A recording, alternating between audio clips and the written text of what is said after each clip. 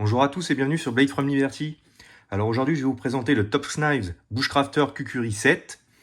Donc c'est un couteau de chez Tops Knives, une firme américaine que tout le monde connaît maintenant. Ils ont à peu près la même réputation qu'Easy.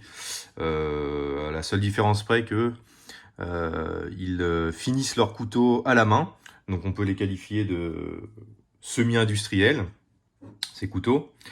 Donc avant de parler du couteau, je vais vous parler de l'étui. Parce que, donc du coup, Top Knives, il propose ce couteau avec deux types d'étuis. Un étui en nylon et cet étui en kydex. Alors moi, j'aime bien le kydex, donc j'ai fait le choix de prendre cet étui kydex. Et à la réception, j'ai constaté qu'il était vraiment... Alors, le kydex, c'est pas de mauvaise qualité, mais c'est la rétention, en fait, de cet étui qui est vraiment très, très mauvaise. Regardez, on n'entend pas vraiment de claque.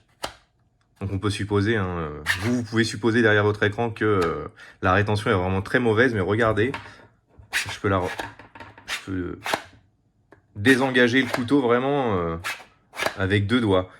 Un petit à-coup et vraiment pas fort et ça s'en va tout de suite. Donc ça c'est vraiment très très mauvais. Je pense que je changerai à l'avenir d'étui. Autre chose, alors je sais pas pourquoi ils ont espacé les rivets de cette manière, mais entre deux ils ont percé des trous. Ils ont pas mis de rivet, ce qui fait que du coup la finition elle est pas terrible en fait, c'est pas très bien jointé. Donc voilà tout, j'ai vraiment rien de plus à dire sur cet étui. Il y a un passant ceinture cuir, un D-ring, donc un anneau en forme de D.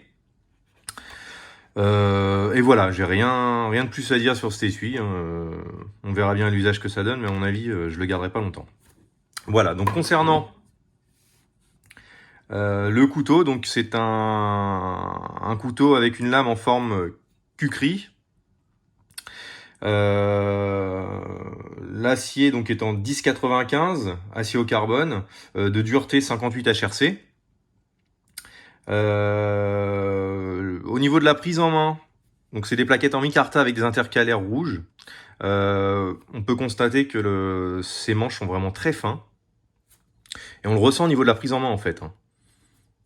Ouais, c'est vraiment très très fin. Par contre, c'est une prise en main qui est quand même assez correcte. Qu'on la prenne en avant ou en arrière, parce qu'il y a une petite forme quand même recul qui permet de le prendre, d'avoir une prise en main très en arrière aussi. Ça reste tout à fait correct. Honnêtement, je pense qu'à l'usage, il n'y aura pas trop de soucis. Donc, petite cannelure là de pouce au niveau du lot de la lame sur le repose-pouce. Donc jimping pour les anglophones. Cette garde permet justement d'avoir une prise en main très près de la lame, donc c'est pratique pour ces coupes de précision. Donc au niveau de cette lame, ça serait une émouture plate, mais vraiment très basse, avec un gros fil en V. Pour moi, ça reste un fil en V. Malgré les rumeurs qui disent que c'est légèrement convexe, j'ai l'impression que c'est un fil en V. Enfin bref. Je vais tout de suite vous le mesurer. Alors non, concernant les plaquettes, il y a aussi deux trous pour le feu à l'archer. Un de chaque côté, donc je pense que c'est pour les gauchers et droitiers. Talon dépassant avec trou pour la dragonne. Ce qui peut servir, mais je pense pas non plus qu'en bâtonnant, on puisse le perdre. Hein. Non, je pense pas. Donc voilà, donc plaquette en micarta, comme je vous disais, légèrement texturée ici, ce qui permet au niveau, ouais, c'est joli quoi. Au niveau design, c'est assez agréable. Au niveau du grip, c'est pas non plus ce qu'il y a de meilleur, mais bon, à tester, prise en main mouillée, en fait, je testerai. Lorsque je ferai un test en forêt, on va passer. Alors revêtement aussi poudré, le coating, hein, pareil pour les anglophones. Donc le revêtement poudré, c'est une peinture donc époxy chargée positivement. Et ce qui permet en fait d'adhérer à la lame qui elle est chargée négativement par un champ magnétique.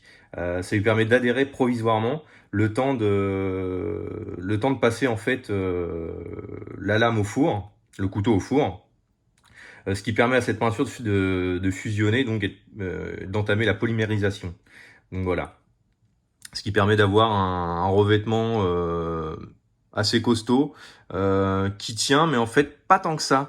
Celui-ci, je l'ai pas encore essayé, mais regardez, je vais vous montrer le Tops The Bestia.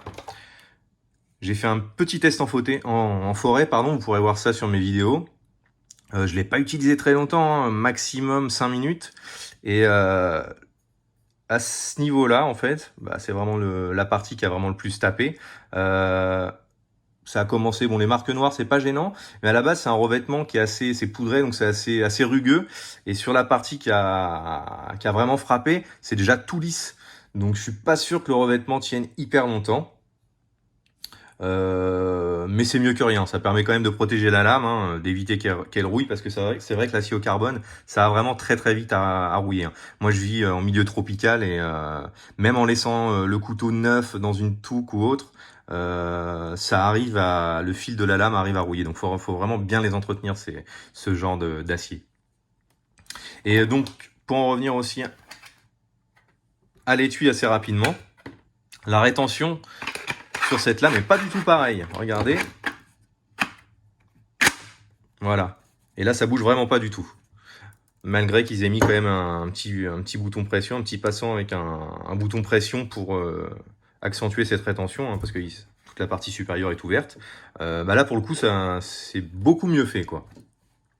Donc, je me pose toujours la question pourquoi ils ont fait cet étui-là sur le Bushcrafter Kukuri. On verra pour les tests, hein, ce que ça donne en forêt, mais je suis sûr que ça répondra à mes attentes, sans le moindre souci. Mais on en reparlera du coup après les tests. Alors pour les mesures de ce couteau, on va passer à la lame. Donc elle fait presque 19 cm de la pointe à la garde, on va dire, au début du manche. Elle fait à peu près un petit peu moins de 18 cm, donc c'est toute la partie tranchante, donc sans le ricasso. La hauteur de lame au plus large, elle fait à peu près 5,4 cm, et la partie la moins large, on va dire, 4,3 cm.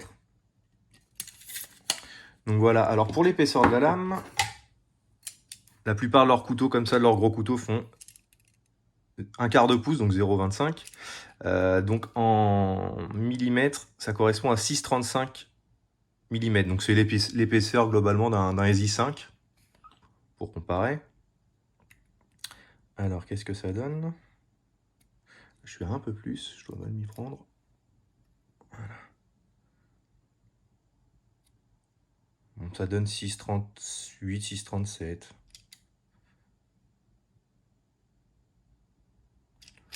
Donc voilà pour la lame. Pour l'épaisseur de la lame, pardon. On va passer au poids. Qu'est-ce qui se passe? Voilà.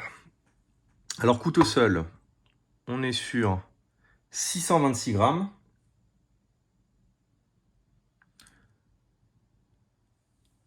Ça reste assez conséquent quand même. Et avec cet étui, ce superbe étui, on est sur 800 grammes. Donc voilà. On verra ce que ça donne avec le nouvel étui, quand je me serai décidé à en changer. Hop. Donc voilà. Donc on verra pour les tests en forêt, hein, comme je vous disais tout à l'heure, cette prise en main. On va voir si elle est vraiment bonne, si au niveau du bâtonnage, il fait le taf. On voit qu'on a une prise en main, ouais, comme je disais tout à l'heure, très près du manche. Donc ça permet pour faire les allume-feu, les fire sticks, une bonne précision. D'ailleurs, c'est vrai que la lame, la forme de la lame permet aussi, si on positionne le bout de bois contre son torse ou autre, d'avoir cette prise en main très proche et en même temps d'appuyer sur la lame pour s'aider et puis éviter de se fatiguer le poignet pour fabriquer ces fire sticks. Donc voilà tout. Rien à dire de plus sur ce couteau. Donc voilà, je vous invite à regarder mes prochaines vidéos pour les tests en forêt. J'ai plusieurs tests de couteaux effectués en forêt. J'y suis allé hier faire un petit carbet, mais c'était vraiment pour le loisir. J'ai pas eu le temps d'amener des couteaux et de faire des tests. C'était assez court. Donc on verra ça d'ici quelques semaines. Donc du coup, voilà tout pour ce couteau. Je vous invite à partager, liker, activer la cloche de notification. Et voilà, je vous dis à une prochaine fois pour une nouvelle vidéo. Ciao!